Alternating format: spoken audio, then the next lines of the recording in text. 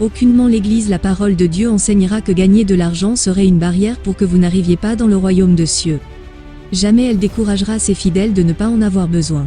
Sauf, nous allons très loin de ce qui ne s'enseigne pas, se cachant dans « ayez la foi », à en croire posséder la raison, pourtant c'est d'ignorance.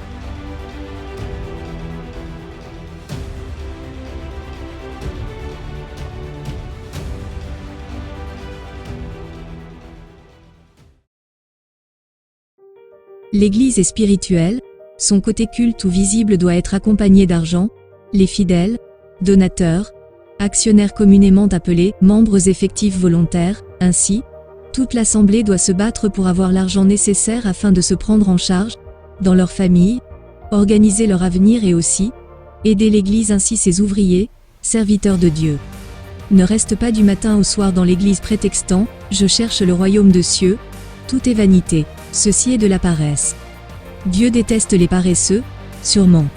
Ne dis jamais « tout est vanité » tant que tu n'as rien dans ta caisse à la maison, rien dans ton compte bancaire, dans ta poche du pantalon, aucun business ou unité de production, un bon travail bien payé, un quelconque commerce, etc. Car avant que Salomon puisse comprendre ce qui est vanité ou pas, il était très très riche. Qu'est-ce que toi tu as pour dire ces mots ? Tout est vanité. Avoir la vocation du sacerdoce n'est pas mauvais, se faire volontiers de devenir aussi un du sacerdoce n'est vraiment pas le problème. Le problème, c'est lorsque tu caches ta paresse par le souci d'y entrer parce que là-bas, les fidèles feront tout pour toi, c'est de la paresse. Dieu déteste les paresseux. Que ayez la foi, ne soit pas le refuge de ta paresse.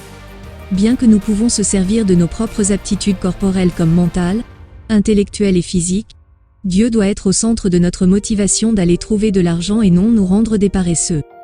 Sans l'argent, nous ne pouvons pas bien vivre. Nous pouvons exister, oui, mais pas vivre dans des bonnes conditions car tout tourne autour d'argent, que ça soit dans l'Église ou ailleurs. Il faut se battre pour en avoir, chers frères et sœurs, dans les principes divins, ainsi de prendre Dieu, le mettre au centre d'intérêt. Ne hais pas l'argent s'il te plaît, aime l'argent aussi.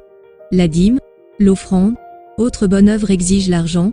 Tu n'y donneras pas de feuille d'avocatier à l'Église, tu ne payeras pas les frais scolaires de tes enfants par un cantique de l'Église, ainsi de suite. 2 Timothée 3, 10 à 12. Car, lorsque nous étions chez vous, nous vous disions expressément, si quelqu'un ne veut pas travailler, qu'il ne mange pas non plus. Nous apprenons, cependant, qu'il y en a parmi vous quelques-uns qui vivent dans le désordre, qui ne travaillent pas, mais qui s'occupent de futilités. Nous invitons ces gens-là, et nous les exhortons par le Seigneur Jésus-Christ, à manger leur propre pain, en travaillant paisiblement. Ecclésiaste 10, 19. On fait des repas pour se divertir, le vin rend la vie joyeuse, et l'argent répond à tout.